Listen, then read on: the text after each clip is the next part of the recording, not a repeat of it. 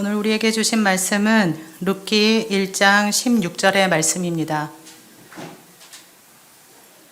룻기 1장 16절의 말씀을요, 우리가 한 목소리로 함께 읽도록 하겠습니다. 룻이 이르되 내게 어머니를 떠나며 어머니를 따르지 말고 돌아가라 강권하지 마옵소서. 어머니께서 가시는 곳에 나도 가고 어머니께서 머무시는 곳에서 나도 머물겠나이다. 어머니의 백성이 나의 백성이 되고 어머니의 하나님이 나의 하나님이 되시리니. 이것은 성령으로 기록된 말씀입니다. 아멘. 네, 오늘 우리에게 함께 은혜를 나눠줄 우리 주경진 청년은요, 우리 교회 1인자입니다. 동굴 목소리로 1인자. 그래서 네, 목소리가 참 좋은데요. 일명 목욕탕 목소리라고 하죠. 그래서 목소리가 아주 좋습니다. 아마 목소리로 전화로 연애하면 연애를 아주 잘할 것 같은, 네, 모든 자매들이 넘어갈 것만 같습니다. 저희 교회에서 신앙생활한 지 한 5년 됐어요. 근데 굉장히 오래된 것 같죠. 5년 동안 하나님의 그 은혜 가운데 탄탄하게 성장하는 것을 옆에서 보고 있습니다. 청년부 리더로, 그리고 저 청소년부에서는 교사로 정말 사랑의 수고를 아끼지 않고 있고요. 그리고 삶의 고비고비를 함께 옆에서 지켜보면서 그 은혜 가운데 감동하고 또 은혜 가운데 서나가고 하는 것들을 볼 때 참 이 하나님을 나눠줬으면 좋겠다 하는 마음이 좀 생겼습니다.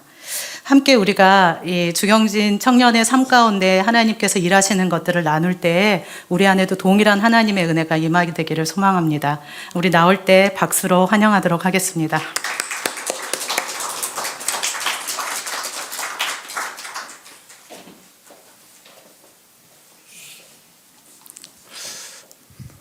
네, 제가 좀 많이 떨려가지고 제가 기도 잠깐 하고 시작을 하려고 합니다. 그래서 기도 먼저 하겠습니다.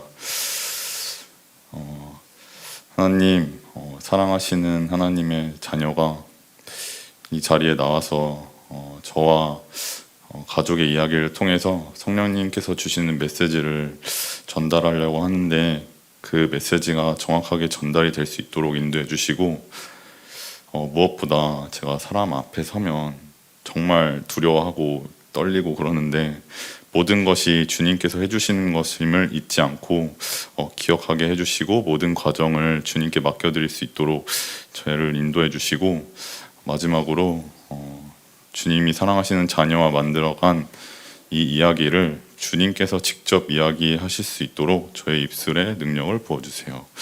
예수님의 이름으로 기도드렸습니다. 네. 저는 전도사님이 소개해 주신 것처럼 청년부에 있는 주경진 청년입니다. 저는 사실 굉장히 내향적인 좀 사람이라서 이렇게 많은 분들 앞에서 서는 게 엄청 떨려요. 아까 기도했던 것처럼 저희 청년부에 뚝딱이라고 불리는 멤버들이 몇 명 있거든요. 이 뚝딱이가 무슨 뜻이냐면, 사람들 앞에 서면은 고장 난다는 뜻이에요. 그래서 그 멤버 중에 저도 한 명이어가지고 제일 걱정되는 게 이제 말을 하면서 머릿속이 좀 하얘질까봐 그게 걱정이 되는데, 아무튼 용기 내서 이 자리에 섰습니다. 수요 예배 때 이제 올 때마다 이제 목사님께서 해주신 말씀이 전 교인이 간증을 한 번씩 하면 좋겠다라고 말씀을 해주셨어요. 저는 듣고 매도 먼저 맞는 게 낫다. 그래서 권유하실 때 저는 바로 하겠다고 했어요. 그래서 두 번째로 제가 간증을 하게 됐는데요. 사실 제가 6개월 전에 취업 활동을 하면서 하나님께서 저에게 주신 큰 생각이 하나 있었어요. 그게 뭐냐면, 하나님이 만들어주시는 저의 이야기들을 언제나 나눌 수 있는 사람이 되는 것이었거든요. 그래서 그때 그 마음을 주셔가지고 바로 이제 그동안 하나님과 함께 만들어온 이야기들을 저가 볼 수 있도록 정리를 했었고요. 또 마침 그때 박 전도사님께서 이제 간증을 한번 해보라고 권유를 해주셨고, 저는 그래서 흔쾌히 그 요청을 수락을 했습니다. 그래서 이 요청이 들어오고 제가 이제 길을 걸으면서 하나님께 계속 여쭤봤어요. 저와 만들어낸 그 수많은 이야기 중에서 어떤 이야기를 전달하고 싶으신가요? 이렇게 기도를 했었는데 하나님께서 한 가지 이야기로 초점을 맞추셔 주셨습니다. 그것은 이제 어머니에 대한 이야기이면서 또 동시에 제가 주님을 만난 이야기였어요. 그래서 그 이야기를 통해서 은혜를 나누시기를 원한다는 마음이 들었고, 그래서 오늘 제가 붙인 제목은 어머니의 기도라는 제목으로 제 인생에서 만들어 가신 이야기를 나누고자 합니다. 혹시 사진이 있을까요? 네. 저 오른쪽에 있는 사진은 교회에서 이제 엄마가 크리스마스 어떤 활동을 했나 봐요. 그거를 이제 전도사님이 발견해 주셔서 저한테 보내주셨고요. 그러니까 큰 사진은 이제 제가 유일하게 제 핸드폰으로 찍은 어머니의 사진이어서 이렇게 보여드렸는데, 저희 가족이 엄마랑 아빠 그리고 3형제로 이렇게 이루어져 있어요. 저는 그 중에서 막내고요. 엄마가 40살 때 저를 낳아주셨어요. 아빠가 마지막은 딸이면 좋겠다 라는 생각으로 이제 낳아주셨는데 제가 나왔습니다. 이 사진들이 이제 의미 있는 사진들이어서 좀 자꾸 생각나는 사진들인데, 근데 이제 이런 밝은 어머니의 모습 속에서는 가족을 위해서 묵묵히 이제 그 짐을 짊어지셨던 고생과 어려움이 있어요. 제가 초등학교 때 부모님께서 자주 다투셨고요. 그래서 아빠가 큰 소리로 엄마를 되게 위협했고 조금 위협적인 태도를 많이 보여주셨어요. 그래서 저는 엄청 두려웠거든요. 그래서 명절 때는 항상 그 분위기를 엄청 망치고 저는 그런 아빠의 모습을 보면서 되게 아빠를 싫어했었어요. 그러다 보니까 당연히 이제 저희 가정은 대화가 줄어들었고요. 형제들도 방에 틀어박혀서 나오지를 않았어요. 아빠가 거실에 계시면 절대 누구도 거실에 나오지 않았기 때문에 저희는 대화가 거의 없었습니다. 그리고 중학교에 들어오면서 그 싸움의 빈도는 점점 더 잦아졌고요. 결국에는 이제 아빠가 엄마를 조금씩 때리기 시작을 했어요. 그때 이제 아빠가 엄마를 때리면서 그게 자꾸 반복되다 보니까 횟수가 잦아졌고요. 제 기억에서는 매주에 한 번씩은 때렸던 것 같아요. 그래서 엄마가 이제 제가 중학교 2학년 때 엄마가 이제 외갓집으로 한번 피신을 갔었어요. 근데 그때 또 기억이, 아빠는 이제 외숙모와 외삼촌에게 욕설을 하면서 엄마 데려오라고 했었고, 또 심지어는 이제 엄마가 일하던 초등학교에 교장 선생님한테 전화도 하면서 엄마 데려오라고 욕설을 부었던 그 장면이 아직도 생각이 납니다. 그래서 저는 아빠에 대한 증오가 엄청 쌓여갔었어요. 그래도 시간이 지나면서 아빠는 제정신으로 조금 찾으셨고 엄마에게 용서를 구하셨어요. 그래서 엄마는 다시 집으로 돌아오셨고, 다행스럽게 아빠가 그 이후에 엄마를 때리진 않았지만 여전히 큰 소리로 이렇게 화를 내는 모습들이 자주 보였습니다. 저희 형제들은 엄마한테 계속 물어봤어요. 왜 이혼을 안 하냐? 왜 이거를 이렇게 버티냐? 이렇게 따지면서 물었었는데 엄마는 그때마다 했던 대답이, 조금만 더 기다려보자. 하나님께서 무언가 말씀해 주실 것 같다. 또는 이혼을 그렇게 쉽게 생각하면 안 된다라고 저에게 말씀을 해주셨어요. 그래서 저희가 기억하는 학창 시절의 모습은 서로 대화가 아예 없었어요. 형제들끼리 대화하는 것 자체가 어색했고요. 저희는 주로 엄마랑 1대1로 얘기하는 게 다였습니다. 그런 상황에서도 엄마는 묵묵하게 일을 하셨고요. 저희 집에서 유일하게 돈을 벌어오시던 분이었고, 또 요리와 빨래 이런 것들 다 모두 혼자서 하시면서 저희의 건강도 다 책임져 주셨어요. 고등학교 2학년 때 어머니가 메모해 두신 글이 있는데 그거를 제가 잠깐 읽어 드릴게요. 성인이 된 자녀들과 외출하는 가족들을 물끄러미 본다. 우리 집은 절대 그럴 일이 없기에. 그런 때가 있었나. 경빈이가 중3일 때 그때도 그렇게는 즐거운 분위기는 아니었던 것 같다. 이 엄마가 적었던 이 문장이 저희의 가족의 당시 상황을 제일 잘 표현했다고 생각이 드는 문장이에요. 그런데 이제 제가 23살이 되던 해, 그러니까 2017년도에 정말 생각지도 못하는 일이 갑작스럽게 찾아왔어요. 엄마가 속이 자꾸 아프시다고 하셔가지고 병원에 가셨는데 그때 췌장암 말기라는 판정을 받으셨어요. 그때 시한부 선고까지 받아서 6개월 정도 사실 수 있다라고 전달을 받았고요. 그 소식을 이제 형이 저한테 울면서 전해줬던 장면이 지금도 생생하게 기억이 나요. 그날 저는 대학교 수업을 마치고 집에 들어온 참인데 그 말이 듣고도 너무 현실감이 없었기 때문에 이거 뭐 설마 이런 생각으로 그냥 있었던 것 같아요. 뭐 낫겠지 이런 생각으로 계속 있었었어요. 근데 문제는 저희 집은 급격하게 무너지기 시작했습니다. 아무도 요리를 할 줄 몰랐고요. 아픈 엄마를 어떻게 돌봐야 되는지 가족 어느 누구도 알지 못했어요. 그래서 시간이 흐르면서 엄마의 상태는 점점 악화가 됐고요. 한 달, 두 달이 지나면서 엄마는 걷지도 못했고요. 네 달이 지나서는 저희가 직접 어머니를 들어가지고 택시에 태우고 병원에서 항암 치료를 받고 다시 저희가 직접 들어서 침대로 옮겼고요. 근데 어느 날 시간이 조금 지나고 나서 엄마가 이제 기력을 잃고 쓰러지셨어요. 그래서 119 구급차에 실려서 병원으로 옮겨졌는데요. 그때부터 저희 가족의 이제 병원 생활이 이제 시작이 됐었습니다. 저와 작은 형 그리고 아빠는 병원에서 살았고요.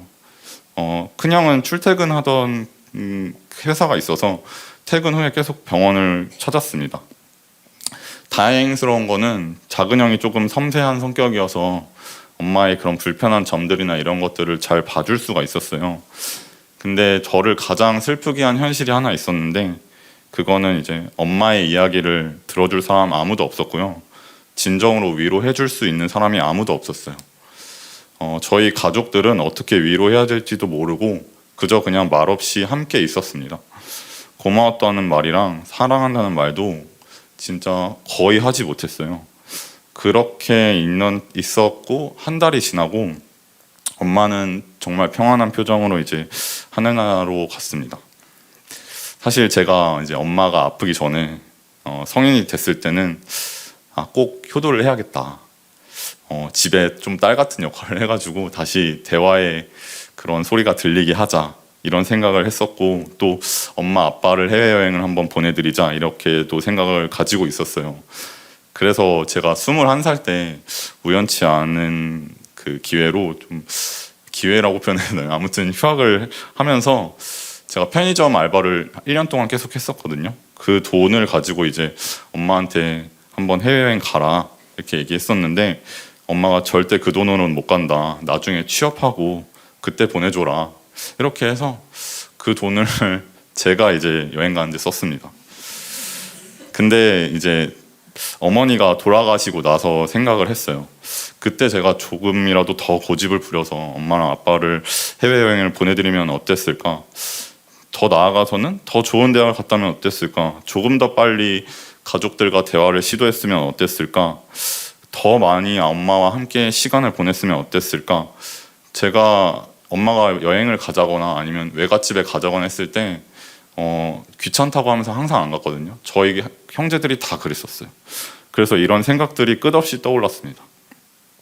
특히 이제 엄마가 아팠을 때는 아무것도 해드릴 수 없다는 그 사실이 저를 너무 괴롭혔습니다. 엄마가 얼마나 외로웠을지를 생각을 하면 마음이 너무 아팠어요.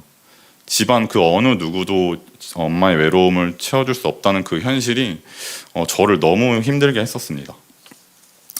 근데 이제 그 생각이 바뀌던 사건이 하나 있었는데요. 사실 제가 이전에 엄마가 아프고 한 달 정도 뒤에 엄마가 교회를 한번 나가보라고 하셨었거든요. 그래서 저는 이 교회에 이렇게 조금씩 나와서 예배를 드렸었어요. 당시 교회 많은 분들이 저희 가족을 걱정을 해주시고요. 같이 기도도 해주셨어요. 그리고 강영애 권사님이 계셨는데 그때 저를 많이 신경 써주셨어요. 엄마가 돌아가신 후에 이제 어쨌든 이렇게 예배 드렸던 게 생각이 나서 이 교회에 소식을 전했고요. 그래서 강영애 권사님이 이제 돌아가시고 몇 주가 지난 뒤에 새벽 예배 한번 나와봐라 이렇게 권유를 하셨습니다.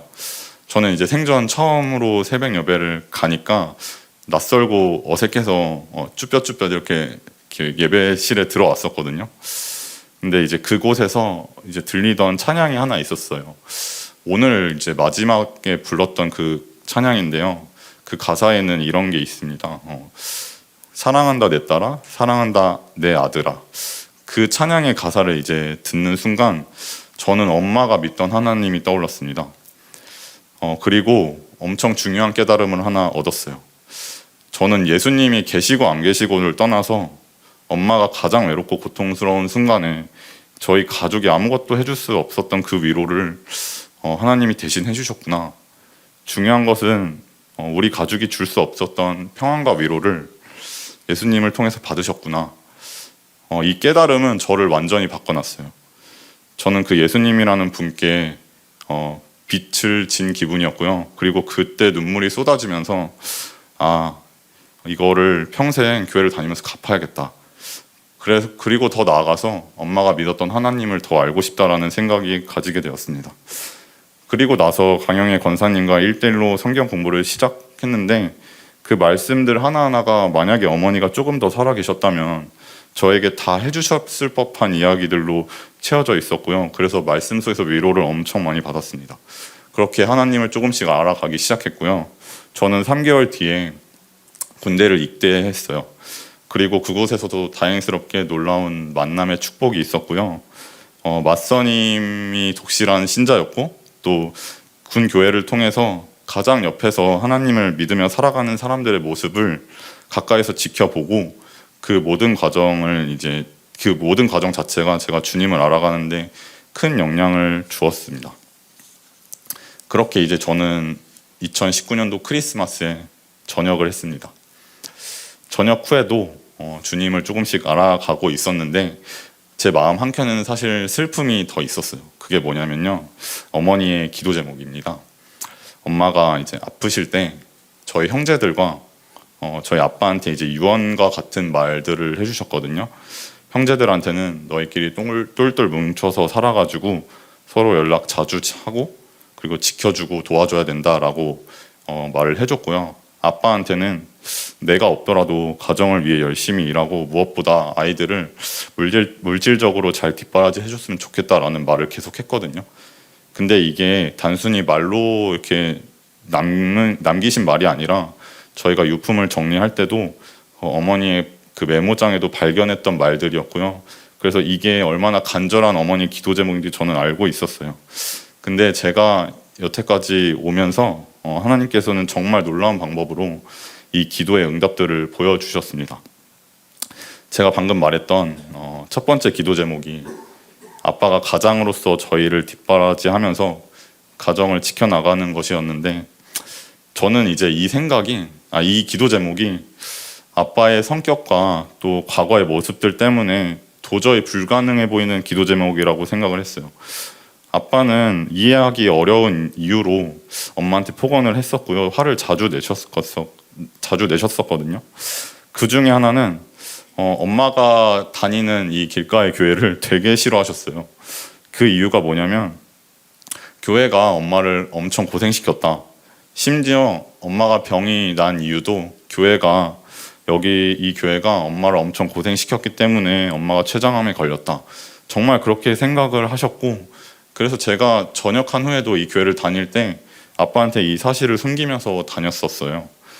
그리고 또 엄마가 아프실 때에는 외삼촌이랑 이제 외숙모가 오셔서 엄마한테 이런 게 몸에 좋다, 또 여러 가지 도움이 되는 말들을 이렇게 주시고 계셨는데 아빠가 이제 옆에서 듣더니 헛소리 하지 말라면서 큰 소리를 엄청 내셨었어요. 그리고 욕설을 엄청 하셨고요. 엄마가 누워서 있는 그런 와중에도 그렇게 하셨었거든요. 그리고 정말 제가 마지막으로 실망했던 거는 마지막에 이제 엄마가 이제 돌아가시기 전에 퇴직금을 어떻게 할까에 대한 얘기를 엄마랑 외삼촌이랑 같이 얘기했었던 적이 있어요. 그때 이제 얘기했던 게 저희가 방식이 두 가지가 있었거든요. 연금 형태로 받을지 아니면 그걸 한 번에 받을지. 그런데 이제 얘기했던 게 엄마랑 외삼촌은 한 번에 받으면 좋겠다라고 얘기를 했었습니다. 근데 이게 사실은 아빠가 엄마가 아프기 전에 1년 전에 위암 2기로 수술을 사실 한 번 했었거든요. 그래서 그런 건강 상태도 고려해서 연금으로는 오래 못 받을 거라고 생각을 했고, 무엇보다도 이제 저희가 이제 엄마가 빚을 지면서 집을 구하셨었거든요. 그래서 그 빚을 일단 해결을 해야 되는 상황이었기 때문에 한 번에 받는 걸로 이제 결정을 하신 거예요.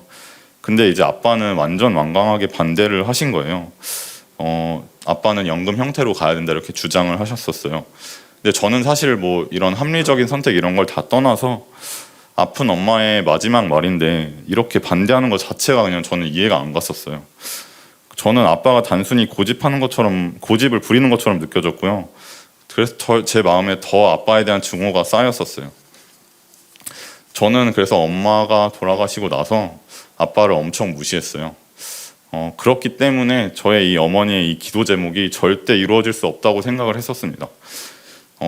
근데 시간이 이제 조금 흐르고 2년이 지나던 해에 아빠는 이제 암이 결국 재발을 해서 세상을 떠나셨습니다. 제가 이제 그 유품을 정리하고 재산을 정리를 하면서 저희 형제들은 생각보다 큰 금액이 남아 있었다는 사실을 알게 되었었어요. 그 돈이 어디서 왔는지는 알 수 없었는데 뭐 연금과 관련해서 돈을 잘못 알았나 보다 하는 정도로 생각하고 크게 따지진 않았어요. 왜냐하면 저희는 아빠의 삶에 관심이 없었거든요. 근데 이제 그때 그 해 고모와 함께 저희 부모님의 분향소를 같이 갔었어요. 그때 이제 고모가 아빠 관련된 이야기를 해주셨는데, 고모가 이제 말하는 것 중에 친할머니께서 사실은 가습기 살균제에 대한 그 사건의 피해자다. 그래서 그 보상에 대한 얘기가 왔었을 때 아빠가 정말 그 아픈 몸을 이끌고 열심히 뛰어다녔다. 고모들한테 도장을 다 받아내고 직접 서류를 처리하면서 고생하셨다는 얘기를 들려주셨어요. 제가 가장 기억에 남는 이야기는 아빠가 이제 큰형과 함께 이것들을 다 처리하러 가셨었는데, 아빠가 체력적으로도 이제 기력이 딸리고 하니까 바지에 이제 실수를 하셨었어요. 이제 그 모습을 이제 고모한테 보여주기 싫어서 고모를 이제 밖으로 내보내고 저희 큰형과 함께 이제 화장실에서 그 일을 처리했다고 했었던 이야기를 전해주셨거든요. 그렇게 이제 아픈 몸을 이끌고 가족을 위해서 그렇게 애쓰셨다는 이야기를 전해주셨습니다. 그래서 저는 그동안 제가 품었던 아빠에 대한 증오나 그런 무시들이 완전히 무너졌어요. 사실 제가 지금까지 아빠에 대해서 되게 안 좋게 얘기를 했지만 사실 그때 당시에도 아빠는 좀 정의로운 사람이었다는 것을 어쩌면 제가 이미 알고 있었을지도 몰라요. 근데 제가 아빠에 대한 증오로 가득했기 때문에 아버지의 그런 모습을 애써 외면한 것 같더라고요. 아무튼 저는 그 이야기를 듣고 중요한 걸 또 하나 깨달았습니다. 아빠는 가정으로서 최선을 다해서 우리를 지켜나갔고요. 결과적으로요, 물질적으로 그런 것들이 다 남아 있었고요. 아빠는 결국 저희를 뒷바라지 할 수 있었어요. 그렇게 정말 이루어질 것 같지 않았던 그 기도 제목이, 엄마의 하나의 기도 제목이 진짜 이루어진 것을 볼 수 있었던 사건이었습니다. 그렇게 하나의 기도가 이루어진 것을 확인을 했고, 이제 남은 숙제가 그러면 형제들끼리 똘똘 뭉쳐서 살라는 거는 어떻게 될까? 그거에 대한 또 기도 제목이 어떻게 이루어졌는지 또 나누려고 합니다. 사실 저희 형제들은 저녁 후에도 대화가 아예 없었어요. 말도 잘 안 걸었고요. 대화 자체가 그냥 너무 어색했고, 저희는 이제 서로의 삶보다도 자신의 삶에 더 관심이 많았어요.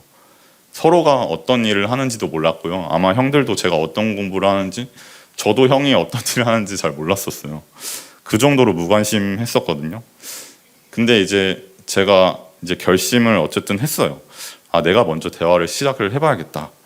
근데 이 가족과의 관계를, 그런 분위기를 다 깨고 뭔가를 시도한다는 것 자체가 너무 막막하게 느껴졌고, 그 어색함이 너무 가득해서 뭔가를 할 수가 없었어요. 그리고 그것을 느꼈을 때는 저는 다른 가족들과는 좀 많이 다르다라고 느꼈었어요. 그래서 저는 더 나아가서 이렇게 생각을 했어요. 지금은 셋이서 이렇게 같이 집에서 살고 있지만, 만약 한 명이라도 집을 나간다면 서로 연락도 안 하고 살 것 같은데? 그래서 엄마의 그 기도 제목 중에 똘똘 뭉쳐서 살라는 그 말이 나랑은 너무 멀게 느껴지고 형들이랑도 정말 어울리지 않는다 이렇게 생각을 했어요. 근데 22년도에 놀라운 일이 있었습니다. 제가 엄청 큰 사건을 당했었는데 그게 보이스피싱을 제가 엄청 크게 당했었어요. 그때 이제 보이스피싱범이 이렇게 말을 하면서 시작이 됐거든요. 너의 통장이 대포 통장으로 사용돼서 너는 지금 범죄자로 되어 있다. 이 사건은 기밀 수사니까 외부로 유출되면 안 되고 만약 유출되면 너랑 사실을 알게 된 그 사람도 구속돼서 조사를 받을 거다. 근데 당신이 무죄인 거 아니까 내 지시대로만 따르면 문제없이 해결될 거다. 이렇게 이제 시작하면서 전화를 걸었었어요. 보이스피싱범이. 저는 근데 그때 제가 이런 일을 당한다고 아예 생각도 못했기 때문에 뭔가에 홀리듯이 그 말을 믿었었어요. 그래서 범인의 지시를 그대로 다 따랐습니다. 제가 가진 돈을 여러 은행들을 걸쳐서 모두 다 현금화를 했고요. 그것들을 이제 금융감독원에 보내야 된다고 하면서 그 돈들을 모텔에 들어가서 다 정리했어요. 그리고 어떤 사람에게 그 돈을 다 전달을 했어요. 사실 그 돈은 제가 유산으로 물려받은 다 돈들이었어요. 그날 밤에 그렇게 이제 모텔에서 하룻밤을 보냈고요. 다음날 이제 그 보이스피싱범한테 아침에 다시 전화를 받았습니다. 근데 저는 다 해결될 줄 알았는데 이번에는 이렇게 말을 하는 거예요. 그 대포 통장으로 피해받은 피해자들이 2천만 원의 손해배상을 요구했다. 근데 이게 빨리 해결이 돼야 된다. 혹시 지금 당장 이 돈을 구할 수 있냐? 이렇게 하더라고요. 저는 사실 그 돈을 구할 방법이 없었기 때문에 대출을 해보라고 해서 대출을 시도를 했었어요. 근데 다행인 건 제가 직장이 없었기 때문에 대출이 나오진 않았었어요. 결국에는 그 사람이 그렇게 말을 하더라고요. 가족들한테는 어떻게 할 수 없냐. 저는 그래서 작은 형이 떠올라서 작은 형한테 이제 도움을 요청하기로 생각을 했어요. 근데 사실 제 핸드폰 자체가 그때 당시에는 범인이 하란 대로 다 했었기 때문에 이미 녹화가 되고 있는 거 알고 있고요. 그 범인이 깔라는 프로그램을 다 깔아서 이게 다 검찰한테 다 들어갔구나라는 걸 인지를 한 상태였어요. 그래서 형한테 전화를 하고 이렇게 얘기를 했습니다. 형, 지금 이유를 말을 할 수는 없지만 내가 지금 2천만 원이라는 돈이 필요하다. 나중에 다 말해줄게 라고 전달을 했었거든요. 근데 저는 사실 이렇게 말을 하면서도 제가 아는 형이라면 안 빌려줄 거다라고 생각을 하긴 했었어요. 근데 작은 형이 이렇게 말을 하더라고요. 사정은 뭔지 모르겠는데 너가 그렇게 말하는 건 다 이유가 있겠지. 바로 송금할게. 그렇게 형은 아무 말 없이 2천만 원이라는 돈을 저한테 송금을 해줬었습니다. 근데 그 소식이 어쨌든 큰형한테 전달이 됐고요. 큰형은 이제 저한테 계속 전화를 걸었었어요. 저는 이제 어쨌든 계속 전화가 오니까 보이스피싱범한테 이거를 형을 안심시켜야 될 것 같다라고 얘기를 했고요. 그래서 그 보안에 대해서 계속 강조를 하면서 그거를 잊지 말고 말을 하고 안심을 일단 시켜라 해서 제가 큰형이랑 통화를 하게 되었습니다. 그래서 이렇게 말을 했어요. 큰형한테 전화를 하고 사정은 내일 말해줄 테니까 걱정하지 마라. 그리고 빨리 끊으려고 했는데 형은 이제 계속 제 위치를 물어봤어요. 저는 그래서 대충 얼버무렸거든요. 건대 어딘가라고 하면서 전화를 끊었습니다. 그 후에 이제 전화를 끊고 나서 형한테 어쨌든 돈을 받았으니까 또 이 돈을 현금화를 해야 되잖아요. 그래서 은행에 다시 갔어요. 근데 그곳에서 이제 눈에 보이지 않았던 게 이제 들어왔는데 그 문구가 지금 혹시 검찰의 전화를 받고 있지 않나요? 보이스피싱을 조심하세요라는 문구를 보고 제가 정신이 번쩍 들었어요. 그래서 그때 곧바로 큰형한테 전화하면서 울면서 저는 저의 위치를 말을 했고요. 형이 5분, 10분 만에 거의 달려와서 저를 찾아왔었어요. 근데 알고 보니까 형이 제가 얼버무렸던 그 건대 어딘가라는 그 말을 듣고 건대의 거의 모든 것을 뒤질 생각으로 계속 찾아다녔다고 하더라고요. 그렇게 이제 형이랑 같이 경찰에 신고하고 일을 다 마무리한 다음에 시간이 조금 흐른 뒤에 하나님께서 또 그날의 일을 떠올리게 해주셨어요. 그리고 나서 어머니의 기도 제목도 같이 떠오르게 해주셨습니다. 그때 만약에 제가 아는 형들이었다면 작은 형은 아마 돈을 안 빌려주면서 네가 알아서 해라고 했을 것 같고요. 큰 형은 전화도 안 할 줄 알았어요. 뭐 나중에 오겠지 하면서. 근데 저희 형제들이 말이 없지만 이렇게 무관심한 것처럼 보이지만요, 이 사건을 통해서 저희는 서로를 향한 끈끈한 연결고리가 있다는 것을 확인을 했고요. 결국에는 엄마의 기도가 이루어졌다는 것을 느꼈습니다. 그리고 이 두 가지뿐만 아니라 제가 교회를 다니지 않았다면 엄마의 삶 속에서 그런 깊은 모습들을 여전히 모른 채로 남겼을 거예요. 예를 들면은 엄마가 아빠랑 이혼하지 않았던 것들을 지금은 조금 이해할 수 있고요. 엄마가 어떤 마음으로 그 결정을 했는지도, 무엇을 지키고자 했는지도 이제는 다 알 수 있을 것 같더라고요. 그리고 엄마가 저희 가정의 신앙을 홀로 지켜내기 위해서 얼마나 외롭게 싸웠는지도 정말 깊이 느끼게 됐어요. 처음에 이제 제가 새벽 기도에 나갔던 때가 있었는데요. 권사님들과 집사님들이 어떻게 이렇게 매일 새벽 기도를 나가실까? 저의 개인적인 기도 제목도 있고 하니까 그 새벽 기도를 한번 나갔었는데요. 제가 이제 기대했던 거는 뭔가 하나님께서 분명히 말씀을 해주시거나 뭔가 큰 은혜를 부어주실 거다라고 기대를 했었어요. 근데 제가 2주를 걸치고 느꼈던 거는 매일 피곤하고 외롭고 너무 힘들었어요. 근데 그래서 제가 이 기분을 그때 당시에 계셨던 석광호 목사님한테 이렇게 말을 했어요. 이 새벽 기도라는 건 참 외로운 것 같다고요. 제가 기대했던 느낌이 아니다. 근데 목사님이 이렇게 말씀을 해주시더라고요. 정말 중요한 깨달음을 너가 했다. 저는 그 말을 듣고 엄마의 그 긴 외로운 시간들을 다 느꼈습니다. 가정의 신앙을 지키기 위해서 정말 외로운 싸움을 홀로 하셨고, 또 그게 얼마나 말할 수 없는 고통이었는지도 정말 느끼게 되었었어요. 제가 이제 간증을 준비하면서 왜 하나님이 이 이야기에 초점을 맞추셨을까 이렇게 생각을 하게 됐습니다. 하나님께서 이 이야기를 통해서 어쩌면 자식들을 위해 기도하는 부모님들에게 주님께서 특별한 마음을 가지고 지켜보신다는 메시지를 전달해달라는 느낌을 받았습니다. 하나님은 예수님을 이 땅을 보내신 그 마음으로 부모님의 마음을 누구보다 깊게 이해하고 계신다고 생각을 해요. 그리고 주님께서 보시기에 합당한 기도라면요, 반드시 그걸 이루어 주신다는 것을 저와 하나님의 이 이야기를 통해서 증명을 해주셨어요. 더 정확하게 말씀을 드리면요, 그 기도가 응답됐다는 것은 고난이 찾아올 때 반드시 증명이 돼요.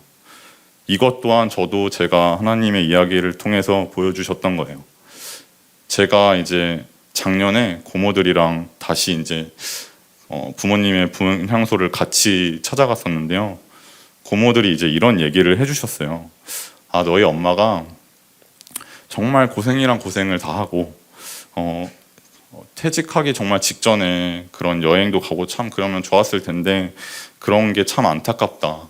그리고 너의 아빠를 그렇게 데리고 산다는 것 자체가 참 천사 같은 마음을 가지셨던 분이야 라고 얘기를 해주셨거든요. 저는 근데 그 말을 들으면서 저는 이렇게 생각을 했습니다. 저는 그 천사 같은 마음을 주신 분이 누군지 저는 알고 있고요. 그리고 무엇보다 저희 어머니는 절대 안타깝게 가시지 않았어요. 오히려 어머니의 그런 기도 제목들과 소원들이 그 모든 것이 이루어진 것을 제가 분명하게 확인했기 때문에 땅에서 남긴 이 바람조차 다 이루어진 삶이었다는 것을 제가 확인하고 제가 봤습니다라고 속으로 생각을 했었습니다. 사실 엄마가 이제 아프셨을 때 말할 기운이 조금 있으셨을 때는 저희한테 계속 걱정에 대한 얘기를 해주셨어요.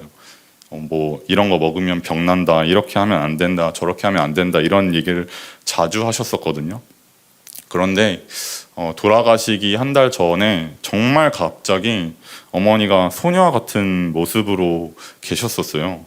저는 그게 좀 의아했었긴 했는데 어떤 느낌이었냐면요, 첫째 형이 이제 오면 아, 경민이 왔다, 우와 이러면서 매일매일 환영해 주셨고요.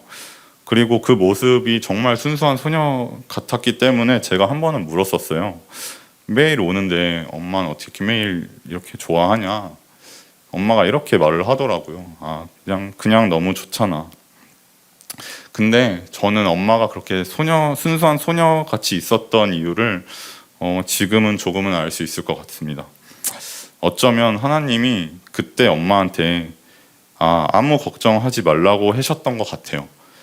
어머니가 소녀와 같은 모습으로 지내셨던 것은 하나님께서 이제 어머니가 땅에 남겨질 것들에 대해서 걱정하지 말라고 말씀을 해주신 것 같고요.